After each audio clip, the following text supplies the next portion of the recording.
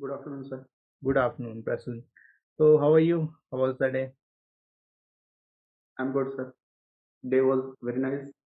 Oh, I've just come from the school. okay. So, you are already an assistant professor, right? Sir, assistant teacher. Okay, assistant teacher. Okay. Yes, sir. So, my first question to you is why you want to left your existing job and join this organization? Uh, Sir, joining the defense services was my passion after class 12 only. I took NDA exam, and after BSc I took CDS exam, but unfortunately I wasn't able to clear the SSP. Uh, Then, sir, I got to this job. Sir, IB job gives me the similar spirit of passion to work in tandem with the various organizations and the Indian Army. And this job looks similar to my passion, and it will allow me to live my dream again. And hence, sir, have worked very hard for this IBACIO, and I believe that I will come up with flying colors. Okay, that's good. What do you think? What are your key strengths and what are your weaknesses that will hamper your job profile with respect to this job? Sir, I think I have a few strengths which I have naturally, and a few which I have acquired over the years in working as an assistant teacher. I think the first is I think I have I'm very hardworking and dedicated. I have critical thinking and objectivity, and I think I have a good communication skill. I have gained flexibility, uh, creativity, and understanding others' opinion and adjust to their adaptation to their environment from the assistant teacher job. Okay. Uh, Regarding the weakness, if I talk about, I think, sir, I have a very over helping nature uh, that might uh, that might be a problematic if I join the job. After that, sir, skipping exercises is becoming very natural for me because, sir, I don't get that much time. So, sir, in training, I might get some problem there. Okay. Now, have you heard about the term radicalization? Yes, sir. So what is it? Sir, I think the radicalization is basically the it is the extreme form of one's religious opinions that may be very harmful for the society. Uh, it is one of the factors that is hampering the internal security of the country, and there are forces who are doing the radicalization in our youth so that they could act against the state in a fashion that looks very much natural to a religious cause, and that looks that it is a problem of Indian own society, that doesn't look from it is coming from outside state. uh, Non-state actors mainly perform these radicalization purposes. Okay. If you talk about in the same term, we have seen there is a lot of radicalization activities with respect to social media platform, right? Yes, So sir. we can say social media platform has increased increased this problem with respect to internal security. So what should be the remedy with respect to that? Sir, as we move on with the technology, there are a few problems that are bound to come with it, and radicalization is one of them. On social media, there are many groups that are formed and that constantly send messages to the youth, especially the unemployed youth, to act against some causes or act some against some communities. Yes, sir, there are some remedies. Government of India has also taken some remedies, but sir, a few it is still to be done. Like, sir, the lately the information technology guidelines have come. They should be executed in full earnest. Second, sir, the Twitter, WhatsApp, or Facebook groups, there should be constant monitoring of various agencies so that the person who is constantly doing this should be catched and punished. Thirdly, sir, the awareness campaign should be there. People should be made aware of the fact that not only just a person, but it's a very large trap in which a person could be trapped if they are doing this. Thirdly, sir, uh, the the crime portal that which have National Cyber Security Complaint Portal, that should be make available to everyone, and people should be make aware about it. If it and fourth, sir, we should not spare anyone if we catch. There should be a strong message to the people. If we catch anybody, that there should be strict punishment against them. Okay, that's good. We have also recently seen there is a surge in the activities of terror funding, right? So, what Yes, do you think? What are the sources of terror funding in India? uh, sir, regarding the terror funding, uh, I think, sir, there are it is happening through various NGOs in India. Lately, sir, our National Security Advisor has in Hyderabad IPS Academy had said that there is a civic society war. The fourth front of war is civic society war, and this civic society NGO war that we are fighting is directly funding the funds are directly coming from the foreign. I think, sir, the government has also made a few guidelines regarding it, but Supreme Court has said that it should be there shouldn't be that much restriction on NGOs. Otherwise, it will discourage the NGO and funding from abroad. But sir, there should be monitoring, and intelligence agencies in association with the executive agencies should constantly monitor and punish if anyone found guilty. Okay. So, is there any legislation with respect to that? Sir, currently I'm not able to recall that, but sir, I have read one bill has been recently passed regarding this. Uh, in 1 year or two, I have read, sir, but I'm currently not able to remember it.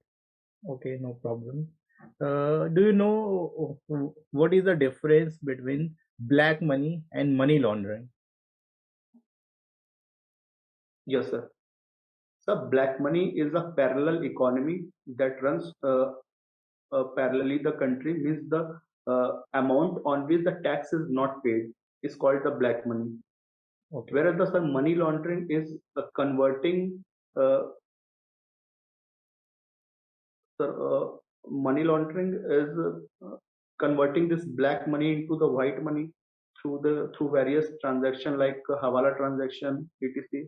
Uh, there is a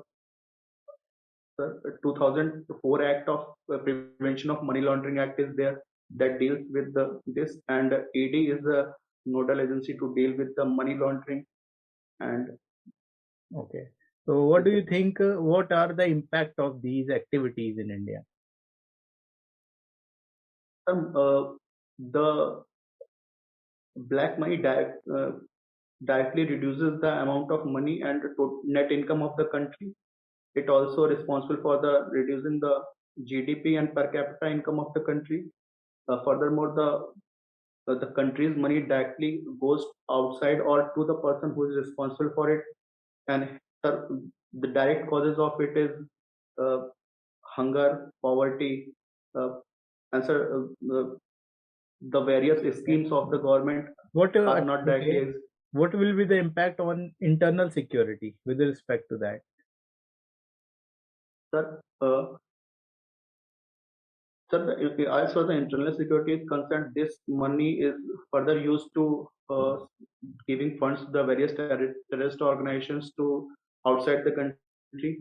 That takes the money and convert a few percent of it into white, and keeps the remaining amount of it and uses it against the India or against the specific country to which it is taken from.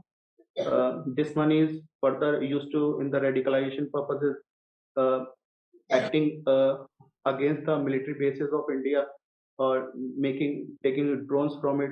The countries like China, sir, they use it in the cyber space to make their infrastructure very purposeful and acting against India. Okay, that's good. If we talk about in terms of Jammu and Kashmir, have you heard about CPEC? Yes, sir.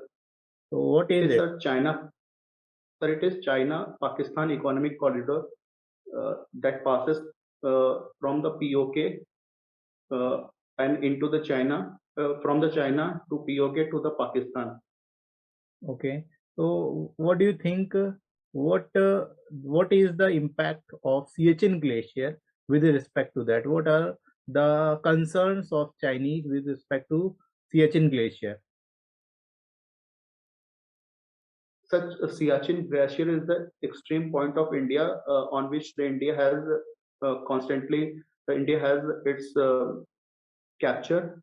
It is very helpful to look on the Karakoram highway that passes very few kilometers from the Siachen Glacier.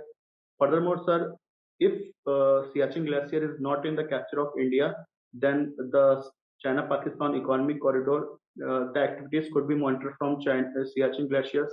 Sir, it is a part of India.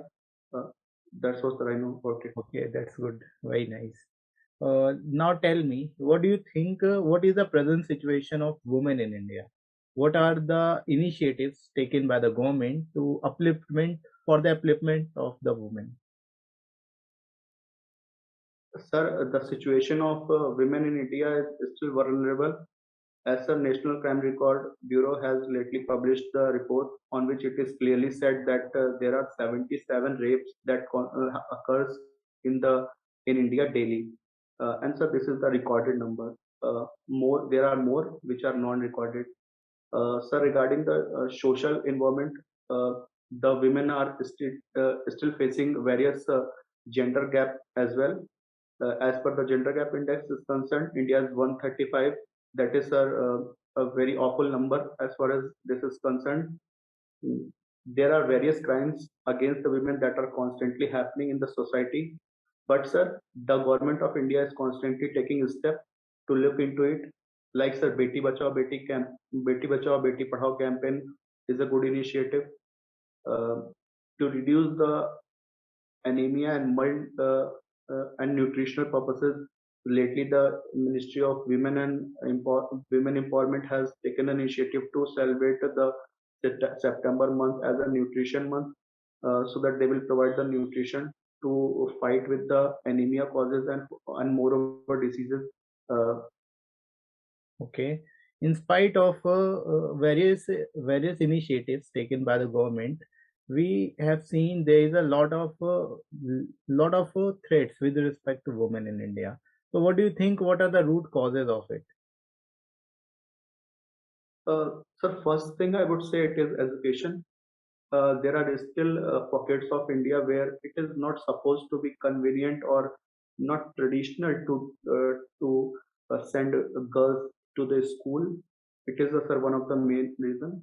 Second, sir, I would say it is awareness. People still do not understand that it is women and men, the two parts of two wheels of a vehicle that should run in tandem. They are not strictly aware about it. Third is sir about the mentality of that is patriarchal mentality. Basically, I will say that is apparent in the some states of India. Fourth is sir regarding I would say it is the person or the man to whom the woman is married. Uh, if he understands his responsibility towards the women, then sir it will very helpful regarding sir I will say that after that, the main domestic violence cases or the marital rape cases comes into the picture. If a man is very much aware about these things, then sir, women will be strictly secure regarding these facts. Sir, okay, sir, I will say that government approach is also very much, I will say, uh, time taking. I mean, sir, in 2005, the Prevention of Domestic Violence Act came into the picture after the 55 years of independence. I mean, that was a very long time. The domestic violence cases was very much apparent from 10 odd years of the independence. This will say, I will say, and sir, after that, the accountability of the officials who are responsible for it. I mean, sir, if someone is found guilty in Dahej Nishedh Adhiniyam 1961 or the Prevention of Domestic Violence Act 2005 or sir Sati Adhiniyam that came into the 1987. So sir, he should be dealt strict way.